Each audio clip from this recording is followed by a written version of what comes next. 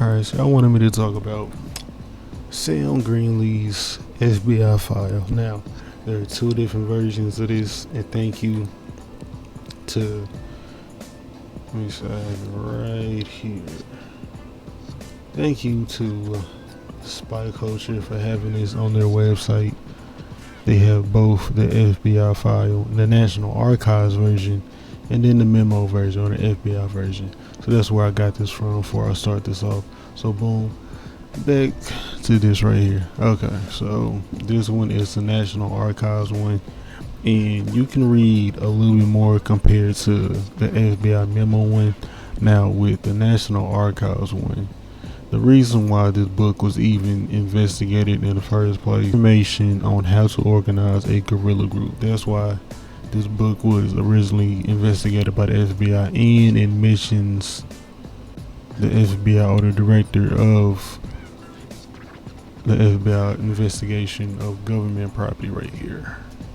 So that's why this book is his employment in the U.S. Information Services and the military as an infantry lieutenant. That's where you got a lot of the military stuff that comes from the book, comes straight from him. I'm gonna try to find a clip of him saying it in it. A long time thinking about doing it. Okay, I came back to the States for a brief time during the summer of 1965, and that's when the Watson Rebellion jumped off. And I knew this was just the first of a number to follow. And I was offered a job as a roving street gang worker, and I knew that because of my military background, I could do what I wrote about. And after having thought about it for a long time, I decided that my skills as a propagandist exceeded my military skills. So I decided to write it so the people I knew would do it right. Now, because it was published so late, a lot of people assumed that I was writing out of the headlines. In effect, I was anticipating and prophesying what was going down. And if it had been published in '67, a lot of black people might still be alive now. Published, it gets, affirmed. He couldn't get it published in America because of how controversial it is. Here it is right here, actually. They bought it because it was too hot to handle. That's why they didn't really want to put it out in America. So he had to go overseas to get it put out. And then let me see. It's actually not that much. It's not a very big file. It's only like 5 or 6 pages. I think 8. And then it gives where he went to the United Kingdom early March 1969 for the publication of the book.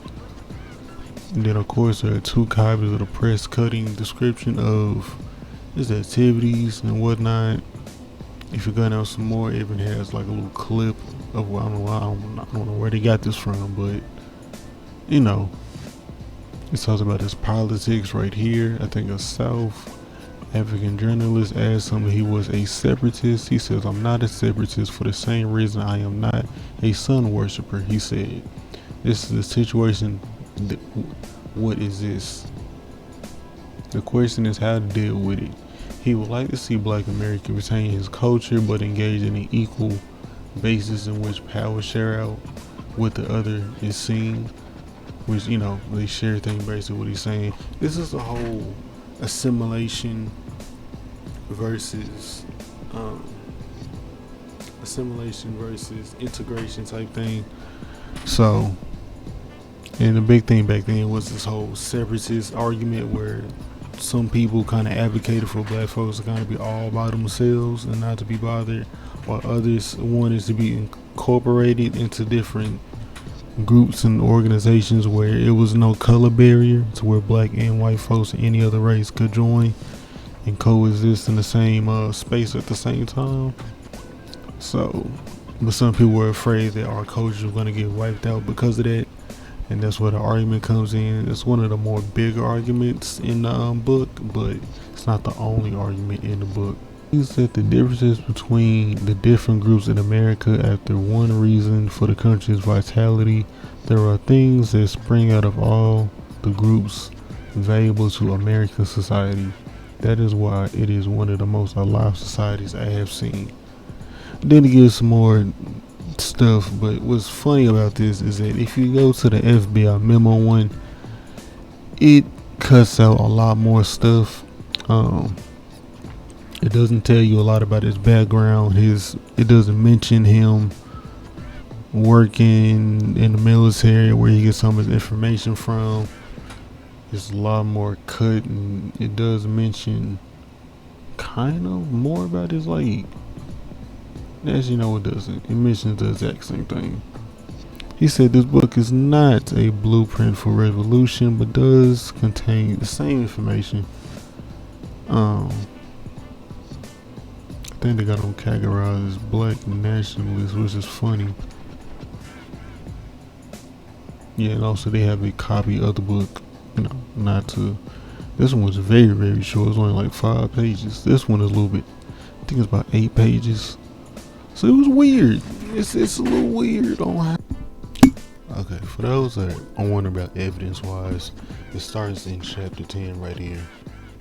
This was most of the reasons why this book was put on the FBI watch list, or whatever you want to call it, why they started making a file on them in the first place. So, things French, Israel,